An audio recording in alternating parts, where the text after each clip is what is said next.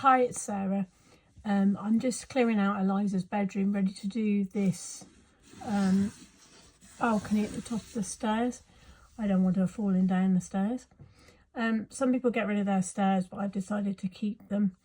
And so I want something to block that in, just so that it would be like a safety feature then.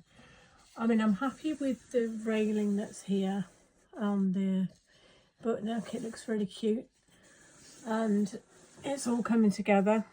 I've looked at several options for doing this, and like I've got these which I didn't think would really work. They're quite tall, and by the time you've got a rail on top and bottom they don't look quite right. I also looked at putting panels up like this, but they kind of block the room off and spoil the view out the window and things like that, so I decided against that. I looked at a picket fence, but I didn't think that looked quite right, so I've settled with this option, which is to use a bit of the railing, which is this is the other section of the rail that I'd used on the buttock.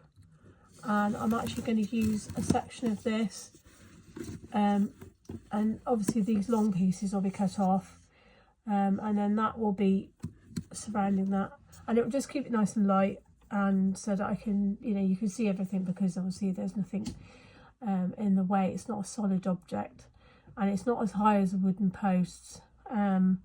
Probably, if you were looking at safety features, it would probably be too short to prevent anybody falling over it. But I don't think Eliza's too worried about that, so we will just go ahead and try and do that.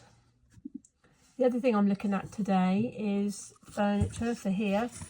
I've got this little, it's a cupboard actually, rather than just a chest of drawers. I thought that would be quite good to put in here, just in this little spot here, because you can put some lotions, potions, whatever on top of it.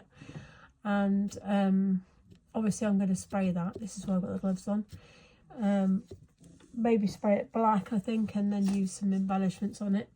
I've also got a bedside cabinet, which I'm going to do the same thing to. I'm going to remove all the handles and change them. I think I've got some little stars somewhere that will make really good handles for that.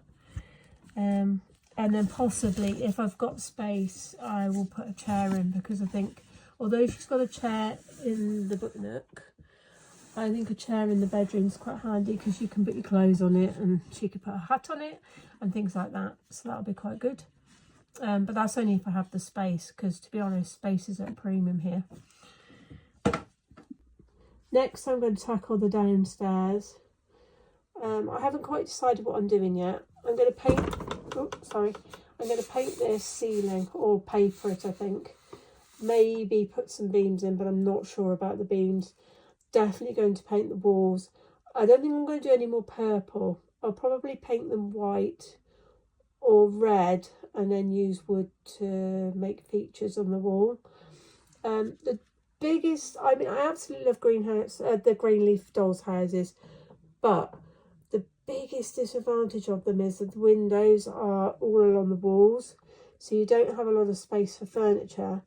I was going to get rid of this dividing bit here, just so I'd have more floor space. But if I get rid of that, that does mean I haven't got anywhere to put my cabinet that I did, that she keeps all her books and potions and things in. So I'm not entirely sure about that. Obviously I am going to keep the stairs, but again, they take quite, the one and only wall space. The thing with the house that I've got, that's a British house, is that it opens from the front, so the windows are on the front, but then you've got very dark rooms. So this is why, if you've seen any of my other videos, that I've put